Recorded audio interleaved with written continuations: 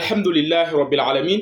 Alors, nous allons ouvrir le dossier du mensonge selon lequel Allah est Hubal. Et nous allons démarrer par une correction magistrale du Saint-Esprit de Monsieur le pasteur Palmier, qui va nous prouver sans le savoir non seulement la véracité de l'islam et la fausseté du christianisme et du Dieu qu'il adore, qui va nous prouver par A plus B que son Dieu qu'il adore est tout simplement une congrégation d'idoles antiques. Écoutons-le avant sa bastonnade magistrale, avant la bastonnade magistrale de son Saint-Esprit. Je reviens encore, je fais ma conclusion.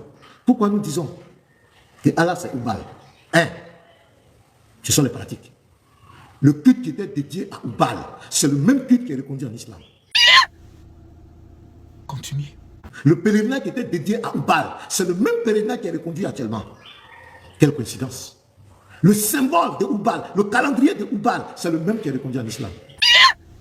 Certains rites idolâtres qui étaient dédiés à des démons ont été reconduits. Et ça a été débat. Et il fallait que, soi-disant, il fasse descendre une sourate pour confirmer. Mais c'est Dieu qui a confirmé les pratiques idolâtres là. Il est qui lui-même? Il est en train de dire aux gens, c'est le même groupe, c'est la même famille. Nous sommes ensemble. Ne vous inquiétez pas. C'est le même groupe. On va se relaxer, respirer un bon coup, parce qu'on nous sort un peu trop souvent cet argument en carton. Trop, c'est trop. On ne peut pas accepter. Alors, comme vous venez de l'entendre, ce passage il nous dit que Allah c'est Hubal. On rappelle, Hubal c'était une idole que un des habitants de la Mecque a importée dans la Kaaba, dans la maison de Dieu, construite par Abraham et son fils Ismaël pour promouvoir dans cette contrée l'unicité de Dieu, l'unicité d'Allah. Alors, ce passage il nous dit que Allah est Hubal parce que, les pratiques de Hubal ont été reconduites en islam. 2. Allah est Hubal parce que les représentations de Hubal ont été reconduites en islam. Et 3. Allah est Hubal parce que le symbole de Hubal a été reconduit en islam. Déjà, ça c'est faux et c'est très faux et nous allons le prouver dans la deuxième partie. Mais avant cela, Monsieur le pasteur, merci infiniment de nous avoir donné l'occasion de prouver aux yeux du monde, de prouver à toute l'humanité que le christianisme est une fausse religion et que Jésus-Christ n'a jamais et au grand jamais connu cette religion. Mon cher pasteur, donc, malgré que tu sois animé par ton Saint-Esprit, tu ne sais pas que le christianisme que tu pratiques aujourd'hui est tout simplement un plagiat, un copier-coller des pratiques païennes et des symboles païens qui ont existé avant Jésus-Christ. Alors, dis à ton Saint-Esprit de bien s'asseoir et de commencer à prendre note. Mon cher pasteur, l'Eucharistie ou la Sainte Seine qui aurait été enseignée par Jésus-Christ dans Matthieu chapitre 26, le verset 26 à 28, où on nous dit que Jésus-Christ était assis avec ses disciples. Et pendant le repas, il a donné du pain en disant à ses disciples, mangez cela en ma mémoire, car cela est mon corps. Et il leur donna aussi du vin à boire en leur disant, buvez cela, ceci est mon sang. C'est ce qu'on appelle la Sainte Seine ou l'Eucharistie. Mais cette pratique eucharistique qui aurait été enseignée par Jésus-Christ est une pratique païenne. C'est une pratique qui a été copiée du culte de Mitra. Ce sont les adorateurs du dieu Mitra qui pratiquaient cette scène. Et comme preuve, ouvrons tout simplement le livre intitulé Les mythes bibliques et leurs parallèles dans les autres religions.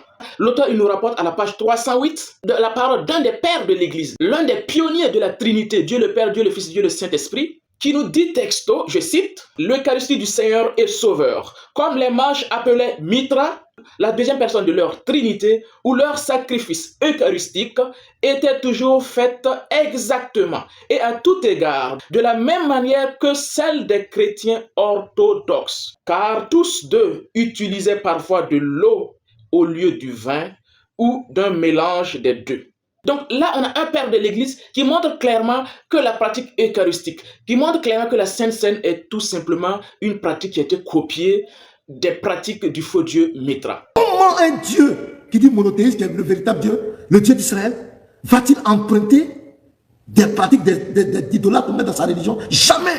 Et ce n'est pas tout. Prenons un autre père de l'Église, Justin le Martyr. Lui aussi, il nous dit clairement que cette pratique est une pratique païenne qui a été copiée par anticipation par les démons aux adorateurs de Mitra. Je cite, il dit, Jésus-Christ dit, faites ceci en mémoire de moi, ceci est mon corps. Puis ayant pris une coupe et rendu grâce, il dit, ceci est mon sang, et le leur donna à eux seuls. C'est ce que les mauvais esprits ont en effet enseigné à faire par imitation dans les mystères et les rites initiatiques de Mitra. Car vous savez, vous pouvez savoir que du pain et une coupe d'eau ou du vin sont distribués avec une certaine incantation lors de la consécration de la personne qui est initiée au mystère de Mithra. C'est incroyable.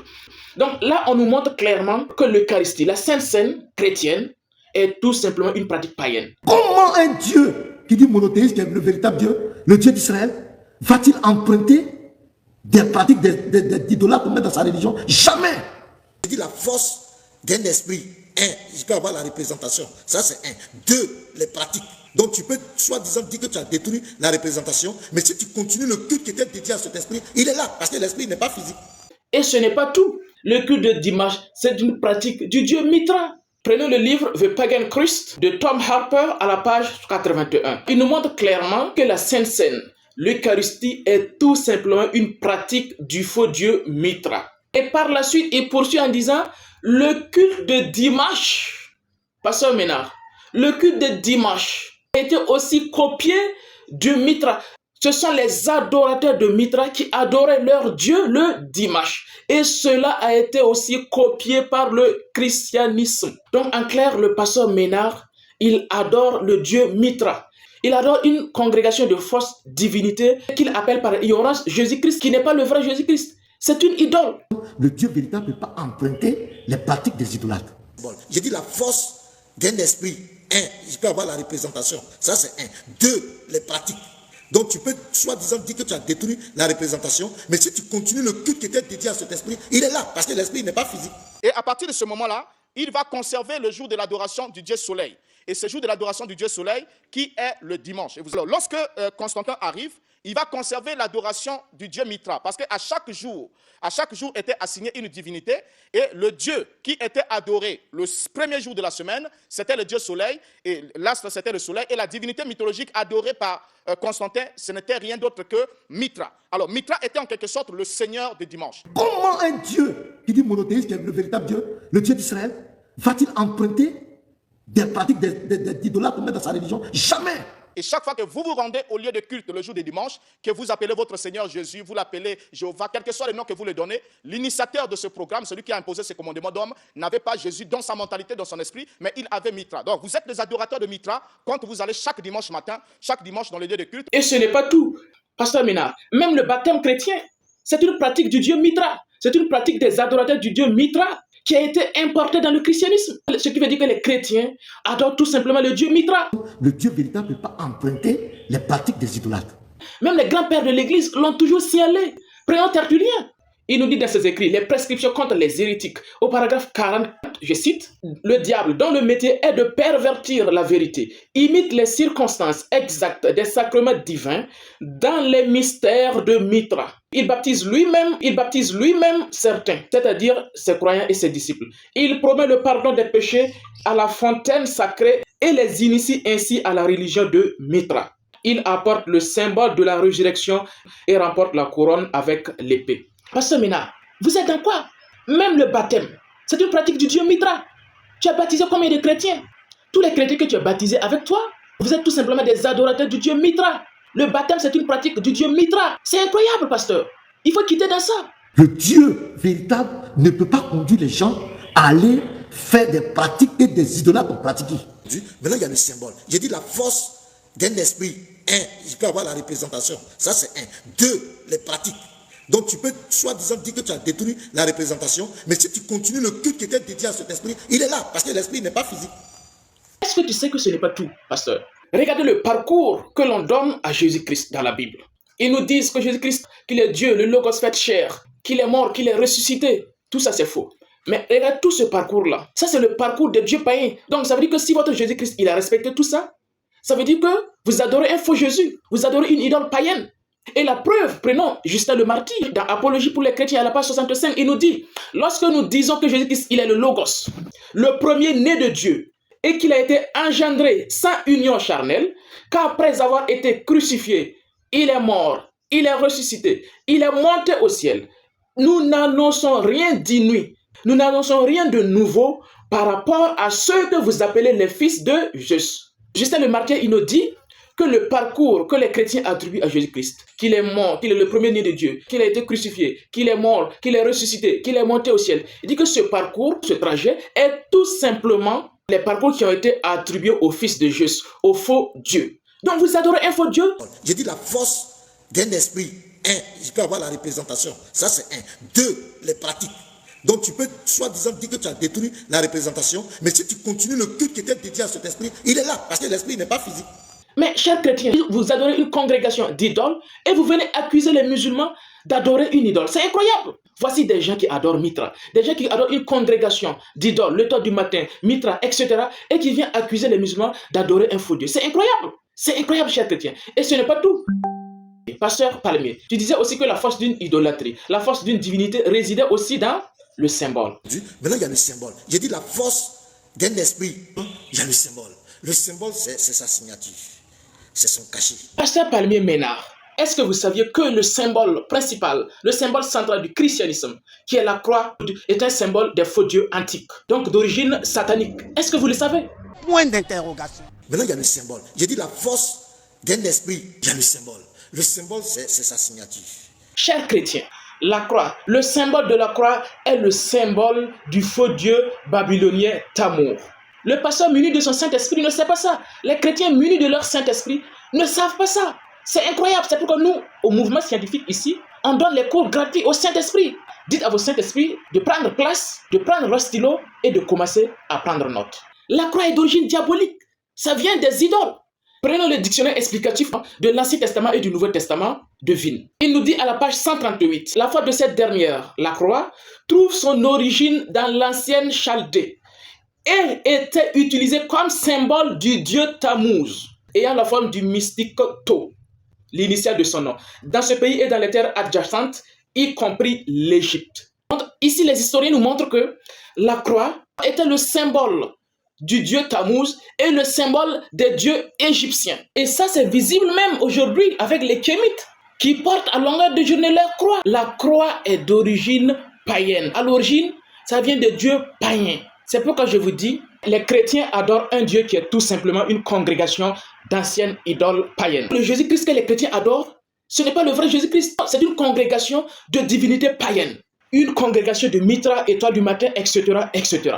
Et même le dieu étoile du matin, qui était un faux dieu adoré par les païens et qui s'est incarné dans le christianisme après le départ de Jésus, dans Apocalypse 22, le verset 16, ce dieu étoile du matin, les archéologues ont trouvé des figurines en forme de croix auprès des lieux d'adoration du dieu étoile du matin, confère l'Aphrodite grecque, écrit par Pyrène Delphos, à la page 339.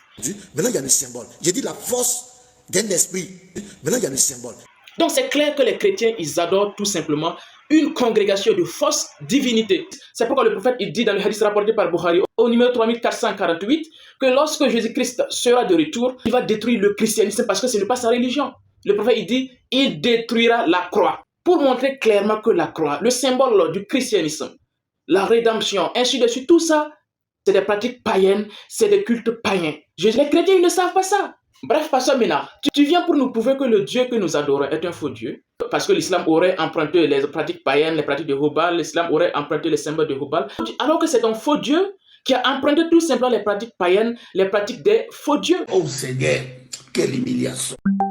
Nous atterrissons dans la deuxième et la dernière partie. Alors, il nous dit l'islam a emprunté les pratiques païennes, les pratiques des idolâtres, l'islam a emprunté les symboles païens. Mais mon cher pasteur, l'islam n'a jamais, au grand jamais, copié les pratiques de Hubal. C'est plutôt Hubal, les adorateurs de Hubal, qui ont emprunté, qui ont copié et perverti les pratiques de l'islam enseignées par notre père Abraham et Ismaël. Et Dieu, il a envoyé son prophète Mohammed pour venir entériner ces pratiques enseignées par Abraham et Ismaël et supprimer les innovations intégrées dans la Kaaba, intégrées dans la pratique du pèlerinage. C'est simple. Comme preuve, on n'a même pas besoin d'aller loin. Prends tout simplement le nectar cacheté à la page 52. Il est marqué clairement que les Arabes adoraient le vrai Dieu qui est Allah et que Hubal et ses pratiques ont été intégrées plus tard par qui? Par Ibn Luhay. Je cite, « La plupart des Arabes avaient répondu à l'appel d'Ismaël. Lorsqu'il les avait appelés à la religion de son père Abraham, ils adoraient Allah, le considéraient comme Dieu unique et professaient sa religion, même si avec le temps, les Arabes oubliaient une portion de ce qu'on les avait prescrit. Ils ont perverti beaucoup de pratiques. La suite est encore intéressante. Toutefois, Ils conservaient le tawhid, la reconnaissance de l'unicité de Dieu, et plusieurs rites appartenant à la religion d'Abraham. Les Arabes, malgré qu'ils soient tombés dans l'idolâtrie, ils ont conservé quoi? Ils ont conservé certaines pratiques de ce que Abraham et son fils Ismaël a enseigné. Et le prophète, lui, il est venu entériner cela. Et ils ont conservé aussi plusieurs rites appartenant à la religion d'Abraham. Jusqu'à quand? Jusqu'à l'arrivée d'un personnage nommé Amr ibn Luhay, le chef des Khuza'a. On nous montre clairement ici que les Arabes, ils pratiquaient la religion d'Abraham. Les Arabes, ils pratiquaient les rites du pèlerinage enseignés par Abraham et Ismaël. Mais par la suite, ils ont oublié beaucoup de choses. Ils ont perverti beaucoup de choses. Ils ont innové sur beaucoup de rites du pèlerinage. Mais il y a certaines pratiques qui ont demeuré. Et Dieu, il a envoyé son prophète pour venir nettoyer cette idolâtrie qu'ils ont insérée, qu'ils ont amenée dans la Kaaba construite par Abraham. Ce sont les Arabes, ce sont les païens qui ont copié et perverti les rites du pèlerinage enseignés par Abraham et son fils Ismaël. Et le prophète, il est venu abolir ce qui a été innové et entériner ce qui est authentique. C'est tout simplement ça. Aucune pratique de pseudo-Hubal n'a été intégrée dans l'islam. Ça n'existe pas. Parce que Hubal est un dieu étranger qui a été importé dans la Kaaba pour pervertir le culte initial enseigné par Abraham et son fils Ismaël. Et la suite, page 52 à 53, nous montre clairement que c'est Amr, je cite, c'est Amr ibn Luhay qui fit un voyage en Syrie où il vit les gens adorer les idoles. Alors il approuva la pratique et il a cru être la vérité parce que la Syrie était le berceau des messagers et des livres. Aussi, il revint-il avec Hubal. C'est Amr ibn Luhay qui a amené Hubal, une idole, le mit à l'intérieur de la Kaaba, construit par Abraham et Ismaël, puis appela les Mécois à l'associationnisme, à associer Allah avec Hubal. Les Arabes de cette contrée ne connaissaient pas l'idolâtrie jusqu'à ce que Amr ibn Luhay importe un dieu de la Syrie appelé Hubal. Donc Hubal est un dieu étranger dans la Kaaba qui est venu pervertir les pratiques du pèlerinage. Donc venir nous dire que c'est l'islam qui a copié les pratiques de Hubal, c'est purement soit de l'ignorance, soit de la mauvaise foi. C'est plutôt le christianisme qui est venu entériner les pratiques païennes, telles que l'Eucharistie, la Sainte Seine, telles que le baptême, tel que la croix, tel que le sacrifice humain, tel que le fait de dire que Dieu, il est le Logos qui s'est incarné pour venir se faire laminer par ses créatures pour que nous obtenions le salut. Tout ça, c'était des pratiques, des représentations et des symboles des faux dieux antiques.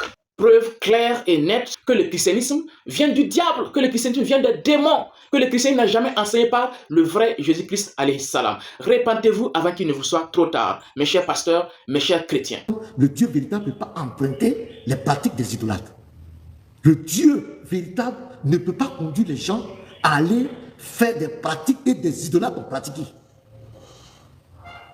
C'est pas possible. Comment un Dieu qui dit monothéisme, qui est le véritable Dieu, le Dieu d'Israël, va-t-il emprunter des pratiques d'idolâtres dans sa religion? Jamais. Alors, merci beaucoup, Pasteur Ménard, d'avoir éclairci la lanterne de tous les chrétiens du monde que le christianisme est une fausse religion parce que c'est une religion qui a tout simplement plagié, copié les pratiques des divinités, des fausses divinités antiques. Sortez du christianisme avant qu'il ne vous soit trop tard. À bon entendeur, salut.